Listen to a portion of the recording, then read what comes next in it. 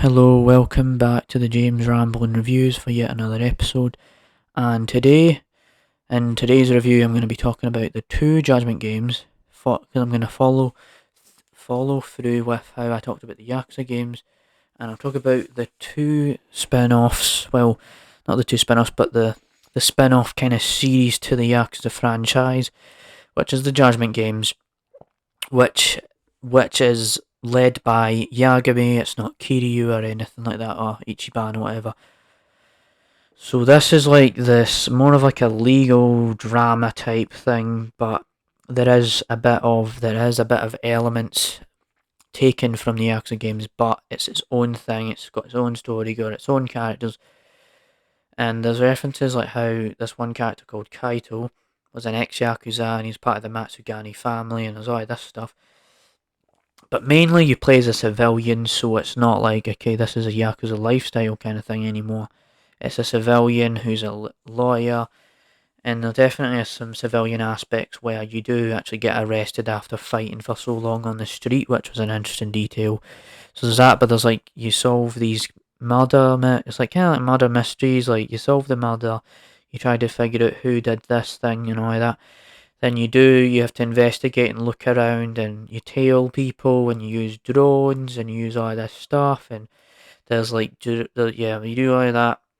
The game focuses on dementia. The first game focuses on like dementia and idea around all that stuff and like Alzheimer's, but I didn't really relate to Alzheimer's or connect with that because I don't have any family members who have Alzheimer's. So if someone has Alzheimer's or in your family, this would be more relatable. But there is also the combat of Judgment, which isn't as fluent and as like fast.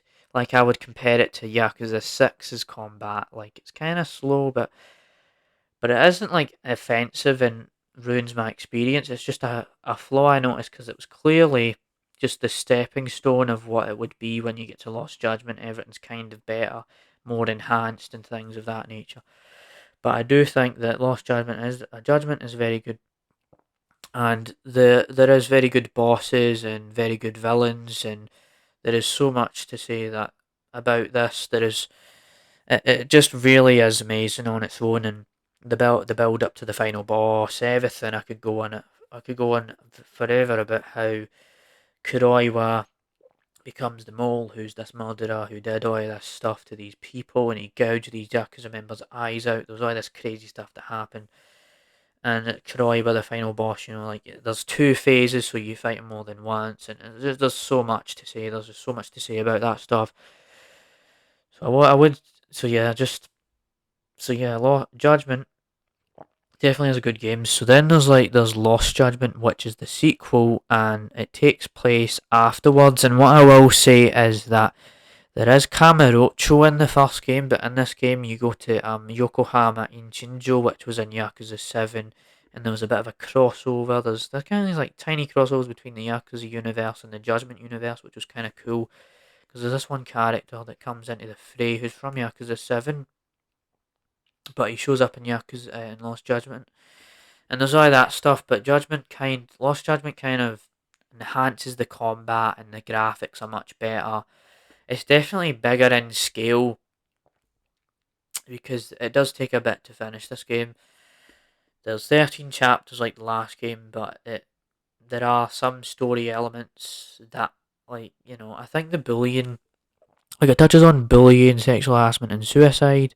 Like, there's this whole staged sexual harassment, but the bullying side of things is really cool because, bullying sucks and all that, and you kind of want to show that, and it's kind of these touchy subjects, and it's kind of hard to talk about these things in a video game. It's like, it's not the last time, I can't remember the last time a video game touched on like suicide, but it was kind of an interesting angle the game went with. But there is the stuff to do with the final boss that isn't that cool, but there are like different fighting styles, just like the Yakuza games are. Those kind of different fighting styles, which I do like about it. Quite a few things I like about it. But there's like villains like Soma, and there's a school teacher that Yagami gets information off of, and all this stuff, and it is, you could say like, oh, it's kind of bad that Yagami was beating up these young kids because they were bullying people and that stuff. Like adults shouldn't beat up children, but this was justified because it was bullying, it was satisfying. It was like, okay, they're bullying people, we need to kind of sort of stop that. So it was kind of a good thing that they turned it into a boss fight situation. So there's that stuff, but there is this whole thing about the arcades, like the red knife, like this whole thing. But there was like Soma and Akatsu and all this stuff, but there weren't like these, like there was more, they kind of like, there are things about it that there was like more to be desired, so there was more that could have happened, but less that decided to happen. Especially when the final boss is Kuwana, who's a guy that you're friends with at the start, but you have like these clash of ideas. Like he has this idea about justice, you have this idea about justice, and that's kind of cool, but it's kind of just thrown in at the end. And you have to defeat a lot of RK members in this finale as well, and that made it drag on. Like it was fun, I guess, but it was like it dragged on for so dang much that once you got past the Soma, right, the Soma boss fight was amazing. The Kuwana boss, I originally thought it wasn't rushed, and then I'm like, okay, yeah, there wasn't a lot of setup compared to the last game, and there was just so much about that that could have been done. Like, there's this whole point in the boss fight, the final boss fight, where you're just climbing to go up to this other part of the building that you were at. And now you just beat him up, and then you basically just kick him off of the part of the building, and it's like we didn't actually do hand to hand combat. We didn't fight each other. He didn't put in any more effort. Like even though he had a large health bar like final bosses should have at the end of the game, just because of that, right? It was just like, oh, like the Soma boss fight was so much better because Soma, you fought with all the other arcade members, and then you go into this freezer type thing, and it just extends that, and he has like there's a second phase where he has a much larger health bar, and it feels more impactful, which is why I think Soma, because of what he does in the game, could have been the final boss, but it was just a rush decision. But even with all its flaws, it's definitely a good game, and it's a step up from the first game because of the combat, everything like that. There's also the Kaito Files, which was this DLC expansion. It's like 4 chapters.